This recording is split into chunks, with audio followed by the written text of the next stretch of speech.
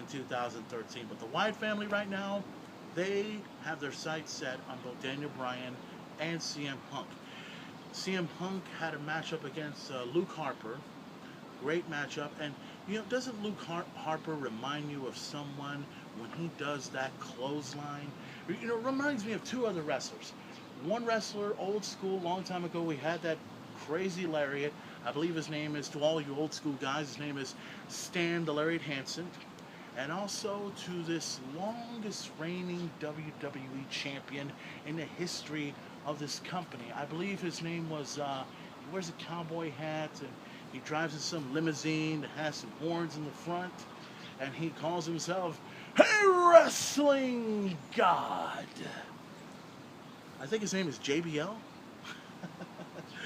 Yeah, but that's what Luke Harper kind of reminds me of. Every time when I see that clothesline, you think of the clothesline from hell that JBL does. You think of that lariat that Stan Larry Hansen does. And Luke Harper of the Wyatt family has done very, very well for himself. A lot of people are looking at him as, him being another big star coming up very, very soon. But this whole thing with the Wyatts, going after CM Punk on Raw and then going after Daniel Bryan on SmackDown, a lot of things are going to happen, and it could elevate to Survivor Series, which is coming up in the next couple of weeks. The Wyatt family, could they add another family member to their, to their trio and face off against CM Punk and Daniel Bryan at Survivor Series? What's going to happen there? There's a lot that's going to take place at Survivor Series very, very soon involving all of those individuals.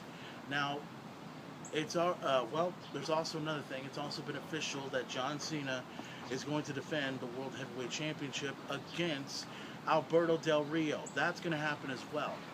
Now, also, let me talk about, let's see.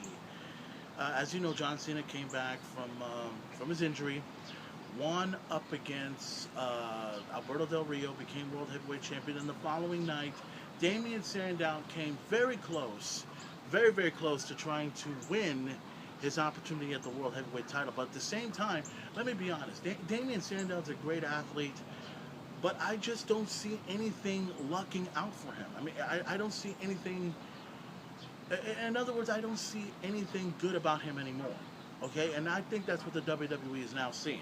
Because even though, despite the fact that Damien Sandow went in, and let's be honest, he made the biggest mistake by trying to cash in his money in the bank, and he shouldn't have never done that, because he's now become the second guy to cash in his money in the bank and lose. John Cena was the first. And all I can say is, whatever the WWE is going to do with Damien Sandow now may not mean anything. It doesn't matter if Damien Sandow had a great performance against John Cena, which he did. It's all about trying to elevate a superstar to where he needs to be at. And you know what? Remember when he was a babyface for a while? That went down the tubes, didn't it? So I don't really see anything going for Damien Sandow in the near future unless they come up with something better for him to do. But nonetheless, at Survivor Series, John Cena defends the World Heavyweight Championship against Alberto Del Rio. It should be a tremendous match at Survivor Series coming up in a couple of weeks. Can't wait to check it out. Coming up Sunday on pay-per-view. Now, everything that I've talked about, from the Survivor Series to Daniel Bryan to, well, let's see, I've talked about the Big Show. I would talk a little bit more about that, but I don't think I really